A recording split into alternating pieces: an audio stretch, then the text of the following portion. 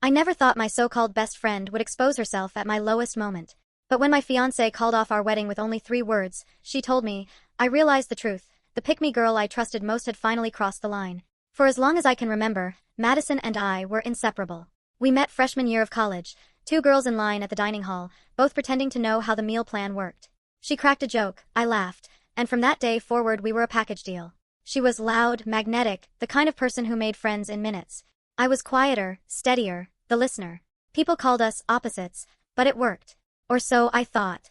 In the early days, it felt like sisterhood. She borrowed my clothes, I edited her essays, we binge-watched shows until sunrise. When I got my first real boyfriend, Madison squealed louder than my own mom. Finally, she teased. Now we can double date. It felt like we were rooting for each other, building lives side by side. But looking back, there were warning signs. Madison had a way of slipping into the center of every room, every story, every spotlight.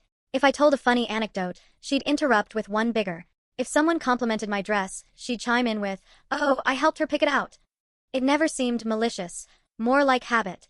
Still, a part of me wondered if I was just the backdrop for her performance. After college, we moved to the same city. I started a steady job at a design firm. She bounced between marketing gigs but always seemed to land on her feet.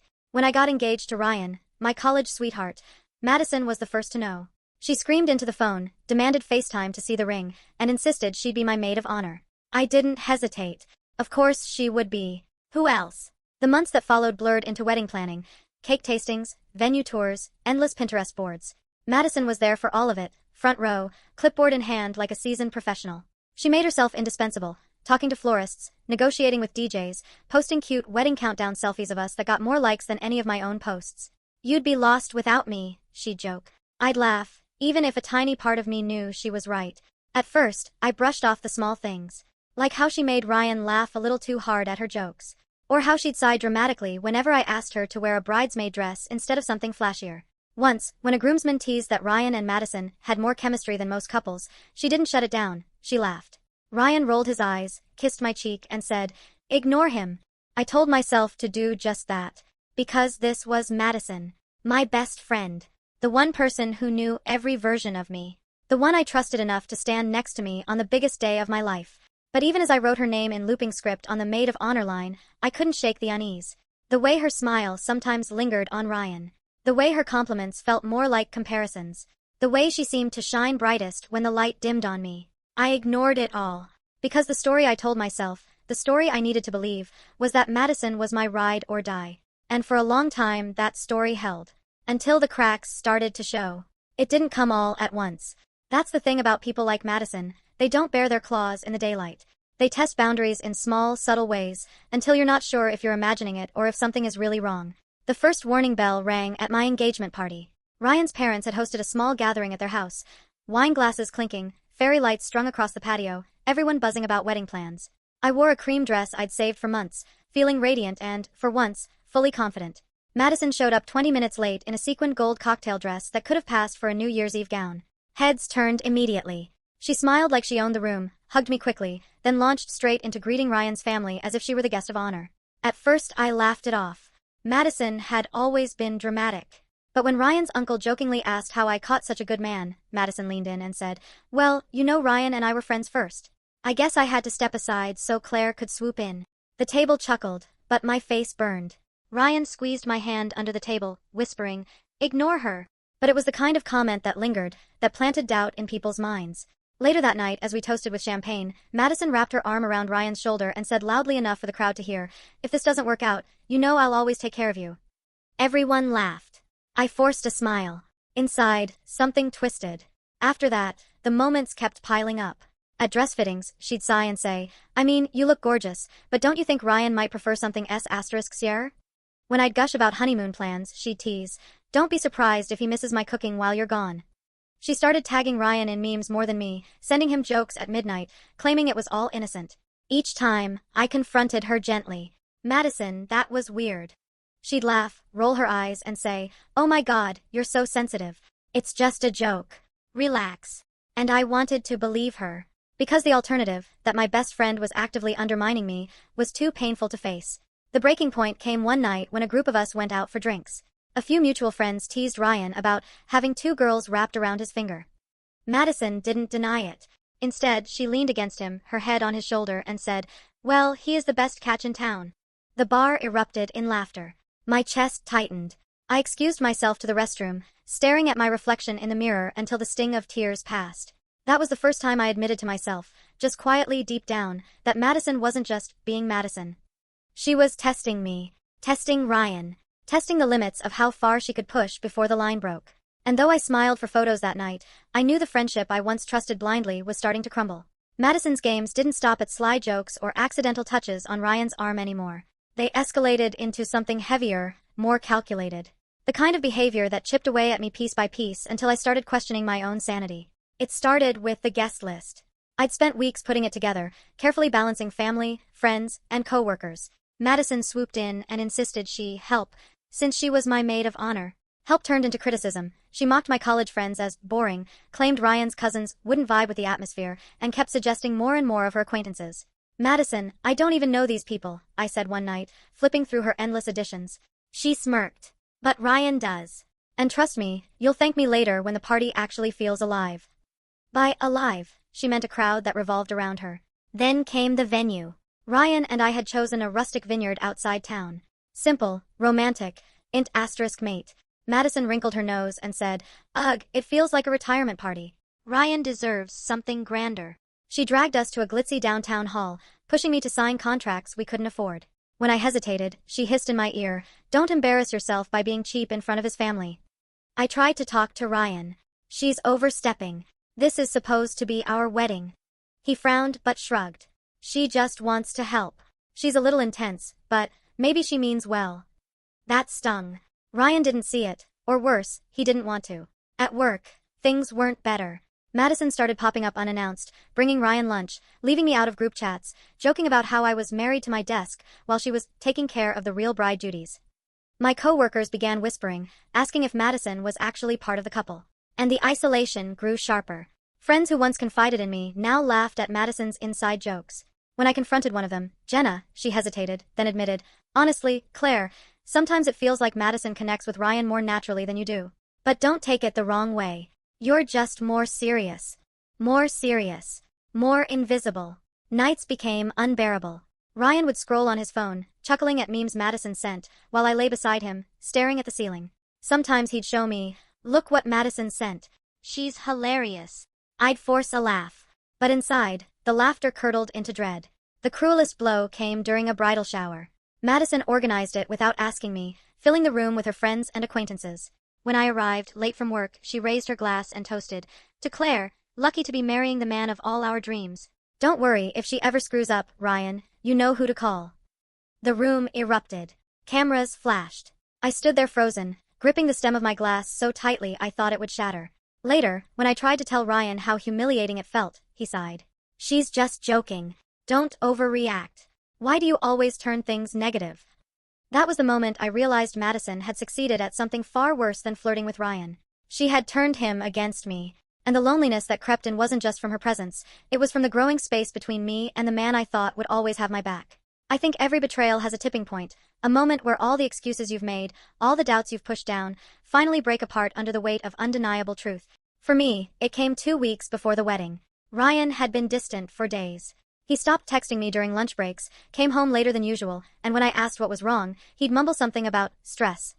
I told myself it was normal wedding jitters. But deep down, that old, gnawing suspicion, the one Madison had planted with her endless little digs, wouldn't quiet down. Then, one Thursday night, I opened his laptop to look for our travel confirmation for the honeymoon. His email was still logged in. The subject line hit me like a punch, "I had such a good time tonight, M." My stomach dropped. I clicked it open. Madison's message popped up, casual, breezy, but dripping with int*Macy. "Dinner was perfect. Thanks for listening to me the way no one else does. Don't forget what we talked about. Maybe things would be different if we admitted how we really feel." My hands shook so hard I nearly dropped the laptop. Scrolling down, I saw replies from Ryan. Hesitant at first, but increasingly warm. "You're important to me, too. I don't know what I'd do without you." And then, the one that shattered me, "Sometimes I wonder if I made the right choice." I couldn't breathe. My ears rang. The room spun as though the floor had tilted beneath me. I took *TS, my chest heaving, then slammed the laptop shut. That night, I didn't sleep. I lay awake, listening to Ryan's steady breathing beside me, staring at the ceiling and replaying every moment Madison had inserted herself into my life. Every joke, every touch, every whisper of doubt. It all made sense now. The next day, I confronted him. Are you in love with her? Ryan froze, coffee mug halfway to his lips. What are you talking about? I shoved my phone toward him, the screech asterisk TS glaring like neon signs. His face drained of color. Claire, it's not what you think. Not what I think. My voice cracked. You're telling another woman, my supposed best friend, that maybe you made the wrong choice. You've been sneaking around with her behind my back. He stammered. We never, it wasn't physical. She listens to me. She gets me. You've been so negative lately. I laughed bitterly, the sound hollow even to my own ears. Negative? Ryan, I've been drowning while you two build your little fantasy world behind my back. He tried to reach for me. I pulled away. And in that instant, the dam broke. I realized Madison hadn't just stolen my fiancé's attention, she'd stolen my trust, my friendships, my confidence. Piece by piece, she dismantled the foundation of my life until I was standing in ruins. But instead of collapsing, something inside me hardened. I decided if Madison wanted a stage, I'd give her one. If Ryan wanted to entertain her games, I'd let him. But this time, I'd be the one writing the script. The thing about heartbreak is that it can either paralyze you or fuel you. For a while, I thought I'd collapse under the weight of what I'd discovered. But after that night, staring at Ryan's guilty face and remembering Madison's smug little smirk at every joke she'd made at my expense, something inside me shifted. I wasn't going to cry in silence anymore. I wasn't going to let Madison walk away as the victim of my insecurity. If she wanted center stage, I'd make sure everyone saw her for who she really was. The plan came together in whispers and late-night strategy sessions with the only people I still trusted. Two of my co-workers, Jenna and Marcus, who had seen enough of Madison's antics to believe me without hesitation. Are you sure you want to do this at the wedding? Jenna asked. That's nuclear. I met her gaze, steady. She's been playing nuclear from the start. This is the only way people will believe me. If I confront her privately, she'll twist it, laugh it off, make me look insane. But if the truth comes out in front of everyone, I paused. There won't be anywhere for her to hide. Marcus leaned back, nodding slowly. Then you need proof. Hard, undeniable proof. Screech asterisk TS won't cut it. They'll say you edited them. That's when I remembered, Ryan wasn't exactly discreet. He and Madison had been emailing from his work account, which synced to the office server Marcus had access to as part of IT. 2 days later, Marcus slipped me a USB drive. It's all there. Every message. Every late-night confession. Every line where she dangled herself like bait and every one where he bit. My hands shook as I held it. Proof. Not just suspicion, not just screech asterisk TS. Real evidence. But proof wasn't enough. I needed timing.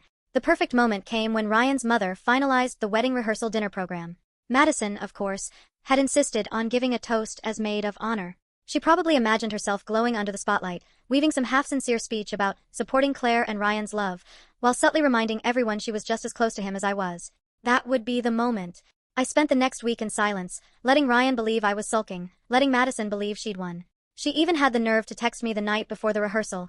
Don't worry, Claire. I'll make sure everyone knows how lucky you are to have Ryan. You can thank me later. I stared at the screen, a smile tugging at my lips for the first time in weeks. Oh, Madison, I whispered. You're about to thank yourself right off a cliff.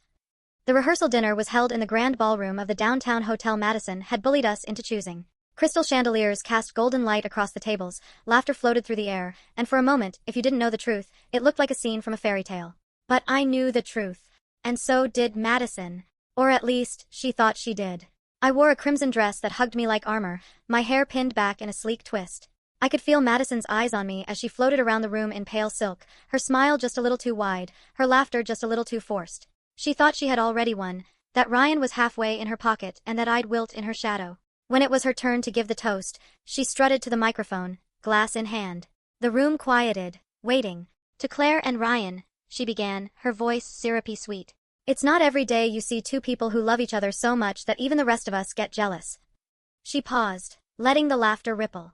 I mean, I knew Ryan before Claire did, so maybe that's why this wedding feels so personal to me. Like I'm giving away something I've cherished for years. Gasps. Awkward chuckles. A few confused glances. Ryan shifted uncomfortably at the head table, but Madison pressed on. I just want to say, no matter what happens, Ryan, I'll always be here for you. Always. She raised her glass, eyes sparkling with triumph. That was my cue. I stood, my heels clicking against the marble floor as I made my way to the microphone. "Thank you, Madison," I said evenly, taking the mic from her. "That was heartfelt." She smirked, leaning back, already basking in the attention. I turned to the audience, my voice steady, though my pulse hammered in my ears. "I'd like to share something too. Something that shows just how close Madison has been to Ryan during this engagement." A murmur swept the room. Madison's smile faltered. I nodded to Marcus in the back. He tapped his laptop, and suddenly, the ballroom screens lit up. Words filled the air, emails, hundreds of them, scrolling line by line. "Dinner was perfect. Thanks for listening to me the way no one else does. Sometimes I wonder if I made the right choice. If she ever screws up, you know who to call." Gasps echoed like thunder.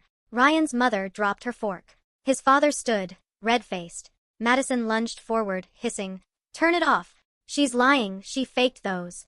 But Marcus had prepared well. Timestamps, headers, full records from the company server. It was airtight. Ryan sat frozen, his face pale, his hands gripping the table like he might break it in half. I looked at Madison, my voice calm but cutting.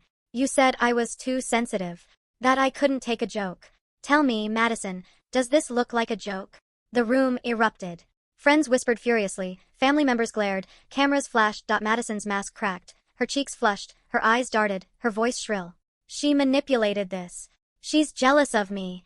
Ryan, tell them." But Ryan didn't move. He didn't even look at her. He just buried his face in his hands, broken. For the first time since this nightmare began, the silence wasn't mine. It was hers. Madison had wanted the spotlight. Now it was blinding her. The silence that followed Madison's unraveling was the loudest sound I'd ever heard. Guests shifted uncomfortably in their chairs, avoiding eye contact with her, as though merely looking at her would implicate them in her humiliation. The girl who thrived on attention was finally choking on it. Ryan's mother stood first, her face icy. "I welcomed you into this family," she said to Madison, voice sharp as glass. "And this is how you repay us?" Madison stammered. It wasn't," she twisted, but the evidence was still blazing across the screens behind her. There was no twisting it, no laughing it off. Ryan rose slowly, his shoulders sagging under the weight of his own guilt. He looked at me, eyes hollow. "Claire, I held up my hand. Don't. Not here. Not tonight." He closed his mouth, defeated. The dinner dissolved into chaos after that. Family members storming out, friends whispering in tight clusters, Madison trying desperately to regain control. She cried, she begged, she lashed out, accusing me of being vindictive, accusing Marcus of hacking illegally, accusing Ryan of leading her on. But the more she screamed, the clearer it became. She was exposed. By the end of the night, security escorted her out. Sequins flashing under the harsh lights, mascara streaking her cheeks. Madison, the pick-me girl who had spent years crafting her perfect image, left the ballroom in disgrace. Ryan and I never made it to the altar. The trust was shattered beyond repair, and I couldn't rebuild something so rotten at the core. Ending it was painful, yes, but it was also the first time I felt truly free in months. In the weeks that followed, I learned who my real friends were. Some admitted they'd suspected Madison's behavior but hadn't wanted to get in the middle. Others apologized for not speaking up sooner. And a few, those who had laughed the loudest at her jokes, drifted away entirely. I didn't chase them. I didn't need to. Instead, I poured my energy back into myself. Therapy, work, hobbies I'd abandoned while drowning in Madison's games. For the first time in years, my life felt like mine. As for Madison, word spread quickly. She lost her job after HR discovered she'd been using company resources to email Ryan. Her social circle collapsed. No one wanted to be associated with the scandal. Last I heard, she moved 2 states away, starting fresh where no one knew her history. Ryan tried to reach out months later, a pathetic apology wrapped in regret. I didn't answer. Some wounds don't deserve reopening. And me. I walked away stronger. Not because of Madison, not because of Ryan, but because I finally understood the truth. Some people thrive on breaking others down to feel powerful. You can't change them. You can't outlove them. The only way to humble them is to let their own actions burn the image they worked so hard to build. So, when people ask me about Madison now, I just smile. She wanted the spotlight, I say. And she got it. She just didn't realize it would burn.